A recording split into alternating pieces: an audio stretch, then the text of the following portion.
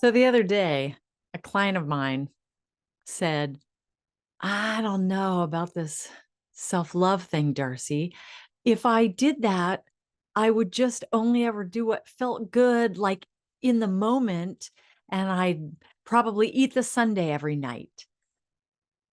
And I'm here to set the record straight. I've said before that when you're listening for your inner guidance, you know it's your inner guidance when it feels good.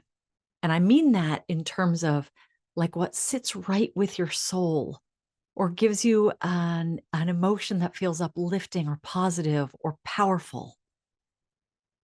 In terms of taking actions that are self-loving, I'm here to tell you that sometimes they feel really good and sometimes they don't. What? Think about somebody that you love. Think about somebody that you adore. For many of us, it's our kids or our really good friends. My son is now grown up. When he was a little kid, would it be kind for me? Would it be loving for me as the mom to have just let him always ever do anything that felt good in the moment? He would have wanted to stay up and read Harry Potter books. And then later, he would have wanted to stay up and played on his video games and probably would have wanted to eat, you know, weird, not real food way late at night and would have wanted to not go to school in the morning and would have wanted to not go to taekwondo class. So the practice of self-love is not about always giving in to what feels good right there in that moment.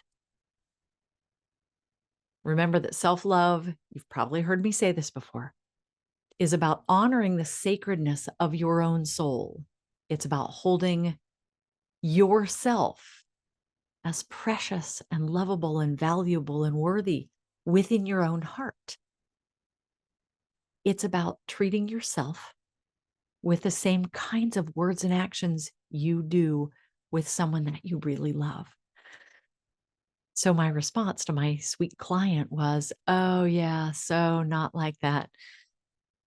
Because one of the main pieces of self-love is to say, what is the kindest thing I could do?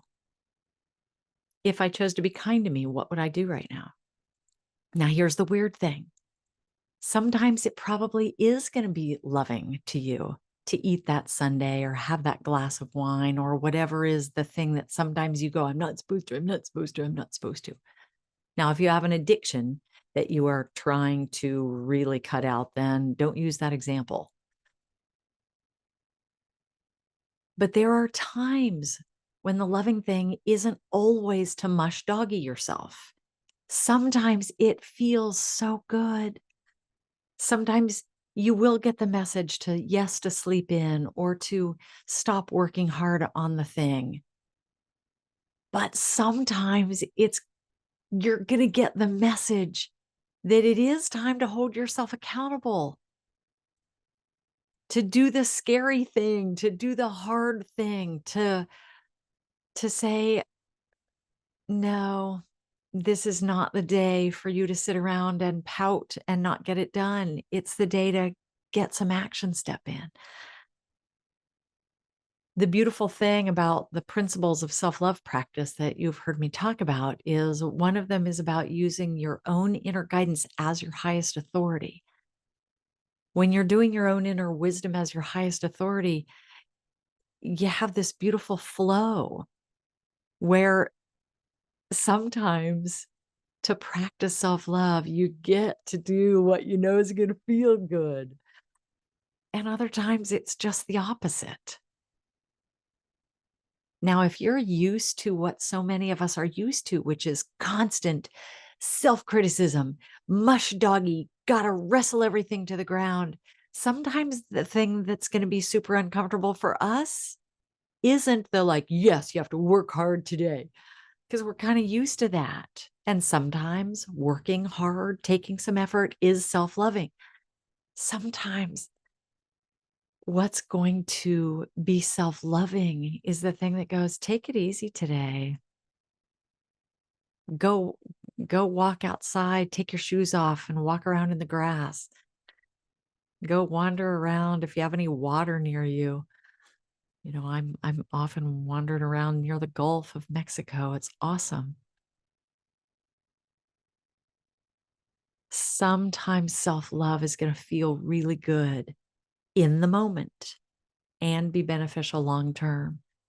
Sometimes self-love is gonna say, "I know you're scared and you don't want to, and you're even a little tired or a lot tired, but a baby step is what there is for you to do today."